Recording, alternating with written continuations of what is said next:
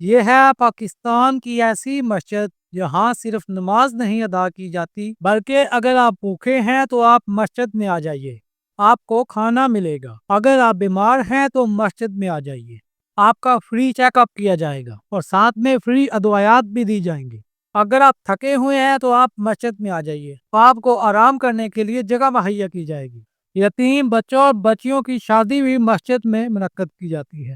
یہ نیا کنسیپٹ نہیں ہے، یہ رسول اللہ صلی اللہ علیہ وسلم کی مسجد کی جو سنتیں ہیں ان کو زندہ کرنے کی کوشش ہے۔ نبی اکرم صلی اللہ علیہ وسلم کی مسجد ایسی ہی جھلکیاں ہمارے سامنے پیش کرتی ہے، احادیث میں ہم پڑھتے ہیں۔ اس وقت 24 سے زیادہ شعبے کام کر رہے ہیں۔ تو اب یہاں پر دسترخوان بھی ہے، کلینک بھی ہے، فارمیسی ہے، کنٹینر سروس ہے، ایمبولینس سروس ہے، میرج ہال ہے، راشن سٹور ہے، یونیفارم بینک ہے۔ مسجد نے ایک بڑی سہولت دی ہے، مسجد میرج ہال کی۔ کوئی بھی شخص خواہ وہ مستحق ہے، غیر مستحق ہے، امیر ہے، متوسط طبقے کے آئے، ہال ہے، کیٹرنگ کا سارا سامان ہے، بہترین ہال بنے ہیں، آئے اور یہاں پہ شادی کر لیں۔ بتا سکتے ہیں کوئی ایسی گائیڈ لائن دے سکتے ہیں کہ اس طرح کی مسجد کیسے شروع کی جا سکتی ہے جس میں یہ سارے فلاحی کام ہو سکے؟ ایک وقت آئے گا کہ معاشرے میں سب سے بڑا رفاہی مرکز، سب سے بڑی NGO مسجد ہوگی، اور بیواؤں کو، یتیموں کو، معذوروں کو دائیں بائیں دھکے نہیں کھانے پڑیں گے بلکہ مسجدیں ان کو سنبھال لیں گی۔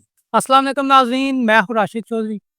آج میں آپ کو پاکستان کے ایک ایسی منفرد مسجد کے بارے میں بتانے جا رہا ہوں جس نے مسجد کا تصور ہی بدل کے رکھ دیا ہے۔ ایک ایسی مسجد جہاں آپ صرف نماز کے لیے نہیں آتے بلکہ اگر آپ بھوکے ہیں تو آپ آئیں، آپ کو کھانا ملے گا۔ اگر آپ تھکے ہوئے ہیں تو آپ کو آرام کرنے کے لیے جگہ ملے گی۔ اگر آپ بیمار ہیں تو آپ کا فری چیک اپ کیا جائے گا، اور اگر آپ دوائیاں افورڈ نہیں کر سکتے تو آپ کو دوائیات فری میں دی جائیں گی۔ میں بات کر رہا ہوں مسجد رحمت العالمین جو کہ اسلام آباد میں واقع ہے۔ ہمارے ساتھ اس مسجد کے خطیب اور سرپرست اعلیٰ ڈاکٹر عبید الرحمان موجود ہیں۔ ان سے معلومات لیتے ہیں ساری کے مسجد کا یہ سارا نظام کیسے چل رہا ہے، کب سے سٹارٹ ہوا، اور یہ ساری رفاع عامہ کا کام سٹارٹ کرنے کے پیچھے ان کے مقاصد کیا تھے۔ السلام علیکم وعلیکم السلام ورحمۃ اللہ۔ ڈاکٹر صاحب، کیسے ہیں؟ اللہ کا شکر ہے۔ اچھا، ماشاءاللہ، مجھے بتائیے گا کہ یہ بہت ہی اچھی تنظیم ہے، شاید پاکستان کی واحد اور منفرد مسجد ہے۔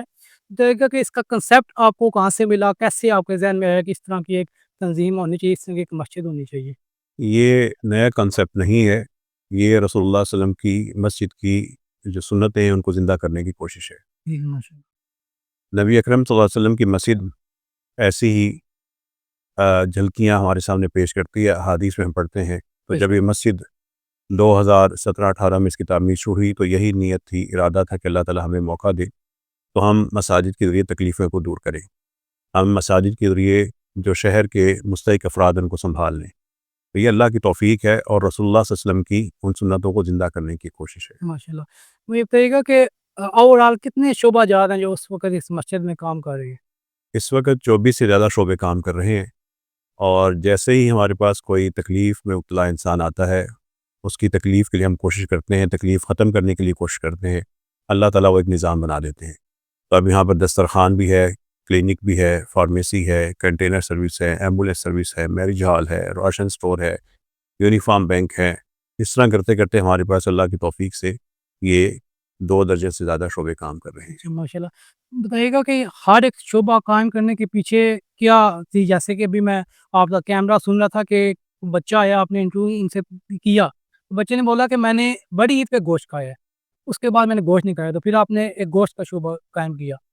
تو ایسے ہی ہر ایک شعبے کے پیچھے کوئی کہانی ہے جس کی وجہ سے قائم کیا؟ سب سے بڑی کہانی تو یہ ہے اور حقیقت یہ ہے کہ ہم رحمت للعالمین کی امت ہیں، رسول اللہ صلی اللہ علیہ وسلم کے امتی ہیں، اور اسی نام کی برکت ہے۔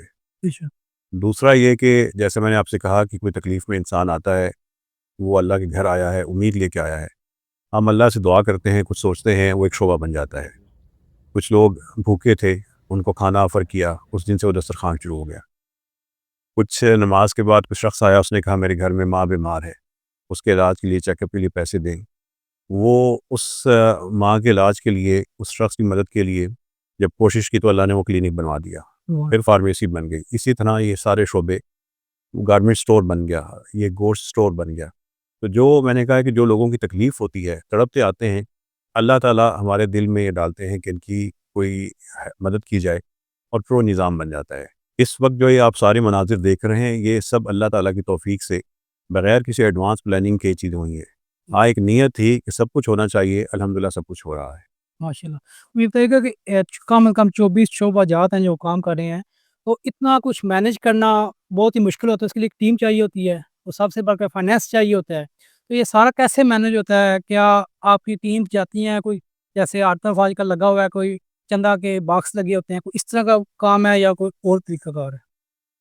دیکھیے سب سے پہلے تو نیکی کا کام کوئی مشکل نہیں ہوتا ہے، اس میں لطف اور لذت اتنی ہوتی ہے، سکون اتنا ہوتا ہے، دل کا اس میں سارا اطمینان ہوتا ہے جی کہ وہ کبھی مشکل نہیں ہوتا۔ جی دوسری چیز یہ ہے کہ جتنا یہ سارا نظام ہے، یہ اس کی انفرادیت یہ ہے کہ یہ پاکستانیوں کے دلوں کی عملی تصویر ہے، یہ پاکستان کا اصل چہرہ ہے، یہ سارے کا سارا پاکستانیوں کے تعاون کے ساتھ یہ قائم ہوا ہے۔ وہ خود یہاں پر آتے ہیں، سامان پہنچاتے ہیں، ڈونیشن پہنچا رہے ہیں، آن لائن ٹرانسفر کر رہے ہیں۔ مسجد رحمت العالمین کسی بھی سطح پر خود رابطہ کر کے ڈونیشن جمع نہیں کرتی، اس لیے کہ مسجدوں والوں کو یہ سوچنا ہوگا کہ ہم ایک حد تک تو لوگوں کو خیر کے کام میں شرکت کی دعوت دیں، لیکن یہ مسلسل اسی چیز کو اپنا شہرت کا اور اپنا پیشہ بنا لینا یہ مناسب نہیں ہے۔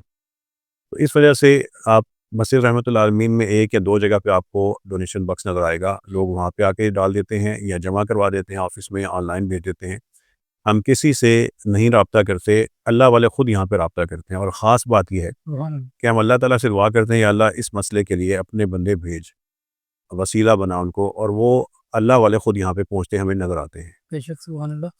مجھے بتائیے گا کہ آپ شادی وغیرہ بھی کرواتے ہیں جتنے لوگوں کی، تو آج تک کوئی ریکارڈ آپ کے پاس یقیناً موجود ہوگا، کتنے ایسے افراد ہیں جن کی شادی مسجد کے ذریعے ہو سکی؟ مسجد نے ایک بڑی سہولت دی ہے، مسجد میرج ہال کی، کوئی بھی شخص خواہ وہ مستحق ہے، غیر مستحق ہے، امیر ہے، متوسط طبقے کا آئے، ہال ہے، کیٹرنگ کا سارا سامان ہے، بہترین ہال بنے ہیں، آئے اور یہاں پہ شادی کر لے۔ 135 یہاں پہ فنکشن ہو چکے ہیں، جن میں سے 90 مستحق افراد کے تھے، باقی ہمارے عام شہر کے لوگ تھے۔ تو یہ اللہ کی توفیق سے خوشحال لوگ بھی آ رہے ہیں، ایک شادی کا جو کلچر خرافات کا شکار ہو چکا ہے اس سے نکال کے لوگوں کو ایک اسلامی طریقہ اور تہذیب کی طرف لایا جا رہا ہے۔ کپل شادی کرتے ہیں، مسجد مستحق افراد کو گفٹ وغیرہ بھی دیتی ہے؟ جو مستحق افراد ہیں جب ان کی شادی ہوتی ہے، مسجد کی طرف سے ایک یتیم بیٹی کے لیے لہنگا، غرارہ، اس کے لیے سوٹ، اس کے لیے چادر، خود بستر، جو چیزیں موجود ہوں ان میں سے اس کو تحائف دے دیے جاتے ہیں۔ اور جو آپ نے پہلے سوال کیا تھا کہ ان کا ریکارڈ ہے، یہاں پہ جس شخص کی یہاں پہ شادی ہوئی ہو، فنکشن ہوا ہو، نکاح ہے، اس کا ریکارڈ الگ ہوتا ہے، فارم الگ فل ہوتا ہے، مستحق افراد کی جو مدد کی جاتی ہے بیت المال سے ایک ایک چیز کا ریکارڈ ہوتا ہے، کوئی چیز ریکارڈ کے بغیر نہیں ہے۔ ٹھیک ہے، ماشاء اللہ۔ مجھے بتائیے گا، ویسے تو آپ ایسا کام کر رہے ہیں جس میں دنیا اور آخرت کی فلاح ہے، لیکن ہمارا معاشرہ ایسا ہے کہ ہر کسی پہ تنقید کی جاتی ہے، تو کیا ایسا ہوا ہے کہ آپ کی اس مسجد پہ بھی کبھی کوئی تنقید آپ کو سامنا کرنا پڑا؟ یہ اللہ تعالیٰ کی توفیق ہے اور خاص فضل ہے کہ رحمت للعالمین صلی اللہ علیہ وسلم سے منسوب اس مسجد کی طرف ہر شخص ہمارے ساتھ کھڑا ہے، ہر شخص نے پیار اور محبت کا مظاہرہ کیا ہے۔ ہم انسان ہیں، کوتاہی ہو جاتی ہے، لیکن اللہ کی توفیق سے یہ نظام ایسا شاندار بنا ہے کہ لوگوں کو 99.99% لوگ اس سے مطمئن بھی ہیں، ساتھ بھی ہیں، خوش بھی ہیں۔ اور مسجدیں تو اس دیش میں اور دنیا میں بہت سی ہیں، لیکن مسجد رحمت العالمین کا اللہ تعالیٰ کی طرف سے اپنا ہی ایک خاص مقام ہے۔ ٹھیک ہے، بے شک۔ کافی عرصے سے انٹرویوز وغیرہ ہو چکے ہیں آپ کے، تو اب ہر بندے کو اس بارے میں پتہ ہے کہ مسجد رحمت اللہ عالمین اسلام آباد میں کیسے کام کر رہی ہے، تو لیکن اس کے باوجود ہم نے دیکھا کہ اس طرح کی کوئی بھی دوسری مسجد پاکستان میں ایسا کوئی تنظیم شروع نہیں ہو سکی، اس کے پیچھے آپ کیا سمجھتے ہیں، کیا وجوہات ہیں؟ میں نے آپ کو یہ روشنی دکھا دی ہے، مجھے ظلمتوں کا تذکرہ نہیں کرنا۔ ہاں ایک بات پھیلانی ہے مسجد والوں کو، مسجد سنبھالنے والوں کو، کہ مسجدیں دینے کا نام ہے، بانٹنے کا نام ہے، سنبھالنے کا نام ہے۔ جو بڑی مساجد ہیں خاص طور پر جن کے پاس فنڈز ہیں، بہتات ہیں، وہ یہ نظام قائم کریں، اس پہ کوئی بہت زیادہ خرچ نہیں آتا۔